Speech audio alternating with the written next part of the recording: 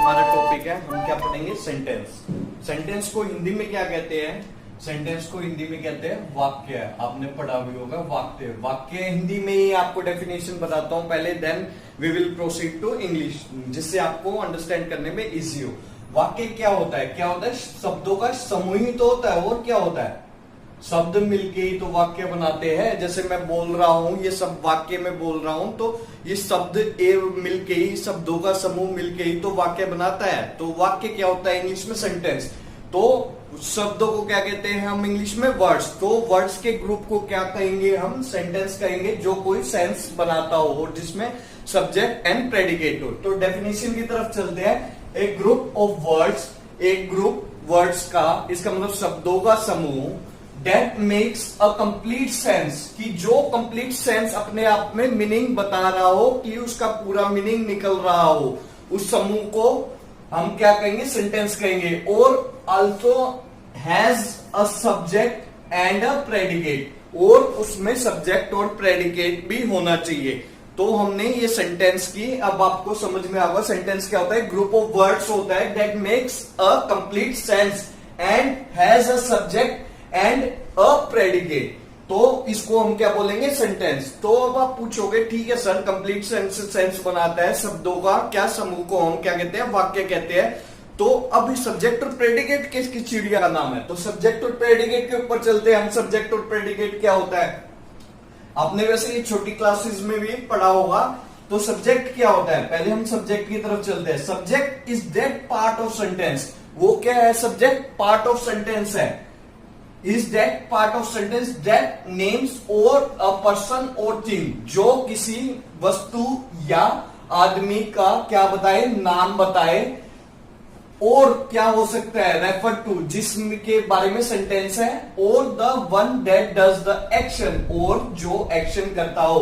तो अब हम मोटी मोटी हिंदी में अगर सिंपल लैंग्वेज में समझे, सब्जेक्ट क्या होता है? सब्जेक्ट वो होता है जिसमें सेंटेंस में जिसके बारे में क्या हो रही हो? बात हो रही हो। जैसे he is a good boy, तो ही क्या हुआ? किसके बारे में बात हो रही है? ही के बारे में। Ram is a very good boy, Ram is a very clever boy, तो किसके बारे में बात हो रही है? राम के बारे में बात हो रही है। तो राम क्या होगा? सब्जेक्ट होगा।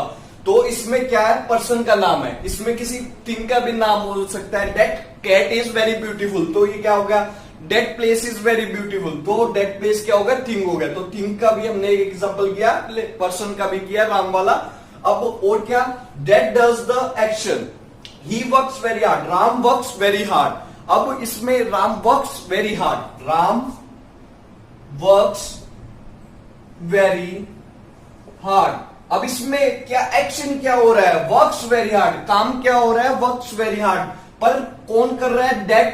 अब सब्जेक्ट क्या पढ़ा है हमने? the one that does the action, जो कि एक्शन कर रहा हो।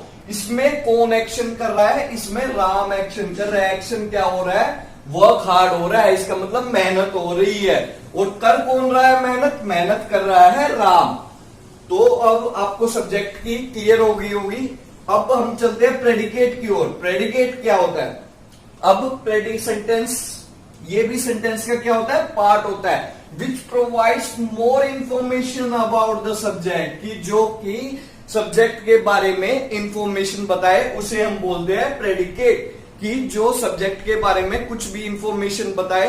सब्जेक्ट क्या होता है? जिसके बारे में सेंटेंस में बात हो रही हो, उसे बोलते हैं हम सब्जेक्ट। और जो सब्जेक्ट के बारे में बात हो रही होगी, उसे बोलेंगे प्रेडिकेट। सिंपल सी बात है कि जो चीज भी हमें सब्जेक्ट के बारे में, किसके बारे में? सब्जेक्ट के बारे में ज्यादा इंफॉर्मेशन दे, उसे हम बोलते हैं प्रेडिकेट। दो एग्जांपल लेके देखते हैं हम। जैसे पहला है the principal spoke to the student.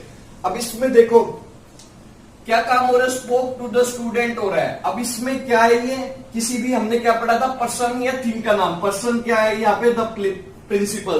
The principal क्या हो गया यहाँ पे? सब्जेक्ट हो गया हमारा।